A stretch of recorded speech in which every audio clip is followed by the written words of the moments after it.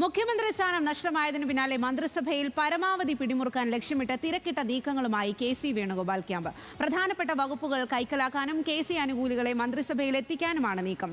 അതിനിടെ കെ.സി. വേണുഗോപാലിന്റെ വസതിയിലേക്ക് പ്രമുഖ നേതാക്കളുടെയും പ്രവർത്തകരുടെയും ഒഴുക്കാണ്.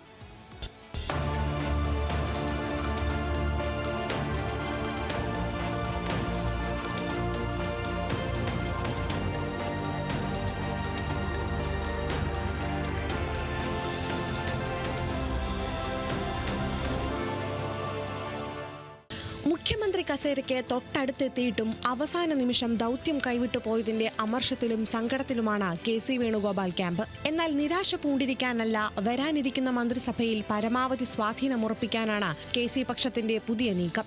തങ്ങളുടെ ആളുകളെ പ്രധാന വകുപ്പുകളിൽ പ്രതിഷ്ഠിക്കാനുള്ള തിരക്കിട്ട ചർച്ചകൾ കെ.സി. ക്യാമ്പിൽ സജീവമായി കഴിഞ്ഞു. പാർലമെന്ററി പാർട്ടിയിൽ 3/2 പിന്തുണ ലഭിച്ചിട്ടും കെ.സിയെ മാറ്റി നിർത്തിയതിൽ നേതാക്കൾക്കുള്ള അമർഷം ഓരോ പ്രതികരണത്തിലും വ്യക്തമാണ്. നേതാക്കളുടെ വൈകാരിക പ്രകടനങ്ങൾക്കാണ് കെ.സിയുടെ വസതി സാക്ഷ്യം വഹിക്കുന്നത്. കെ.സിക്കെതിരെയുള്ള സൈബർ ആക്രമണങ്ങളിലും ഹൈക്കമാൻഡ് തീരുമാനത്തിലും പരസ്യമായി അതൃപ്തി പ്രകടിപ്പിച്ച മുതിർന്ന നേതാവ് M.K. രാഘവൻ രംഗത്തെത്തി. അദ്ദേഹത്തെ ഇനിയൊന്നും ചെയ്യാൻ ബാക്കിയുണ്ടോ? അതുകൊണ്ട് ചിലർക്ക് ആത്മസുഖം ഉണ്ടാവും. അതുണ്ടാവട്ടെ. ആർക്കാണ് ആത്മസുഖം? അല്ല, ഉണ്ടാവട്ടെ, ചെയ്തവർക്കുണ്ടാവട്ടെ, ചെയ്തവർക്കുണ്ടാവട്ടെ. കെ. കരുണാകരന്റെ പ്രതാപകാലത്തോട് ഉപമിച്ചാണ് കെ.സിക്ക് പാർലമെന്ററി പാർട്ടിയിലുള്ള സ്വാധീനത്തെ ആന്റണി MP വിശേഷിപ്പിച്ചത്. മാധ്യമങ്ങൾക്കെതിരെയും അദ്ദേഹം രൂക്ഷ വിമർശനം ഉന്നയിച്ചു. കേരളത്തിലെ ഏറ്റവും കൂടുതൽ ആളുകൾ ഇഷ്ടപ്പെടുന്ന നേതാവാണ്.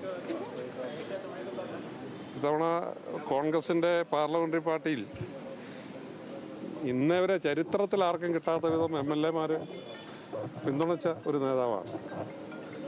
എനിക്ക് തോന്നുന്നു കെ. കരുണാകരന്റെ പ്രതാപകാലത്ത് പോലും അദ്ദേഹത്തിന് പോലും പാർലമെന്ററി പാർട്ടിയിൽ ഇത്രയും അംഗങ്ങളുടെ പിൻബലം ഉണ്ടായിരുന്നില്ല. കെ.സി. വേണുഗോപാലിന് പൂർണ്ണ പിന്തുണ പ്രഖ്യാപിച്ച് പ്രമുഖ നേതാക്കളുടെ നിര തന്നെയാണ് അദ്ദേഹത്തിന്റെ വസതിയിലേക്ക് ഒഴുകിയെത്തുന്നത്. MLA-മാരായ T. സിദ്ദീഖ്, റോയി K. പൗലോസ്, ജെബി മേത്തർ MP എന്നിവർ കെ.സിയുടെ വീട്ടിലെത്തി പിന്തുണ അറിയിച്ചു. അൻവർ സാദത്ത് MLA-യും കെ.സിയുടെ വീട്ടിലെത്തി ചർച്ച നടത്തി. പാർട്ടിയിലെ ആഭ്യന്തര തർക്കങ്ങളും സൈബർ പോരും പുതിയ തലത്തിലേക്ക് കടക്കുമ്പോൾ ഹൈക്കമാൻഡ് ഇനി എങ്ങനെ ഇടപെടും എന്നാണ് രാഷ്ട്രീയ കേരളം ഉറ്റുനോക്കുന്നത്. News desk, news Malayalam.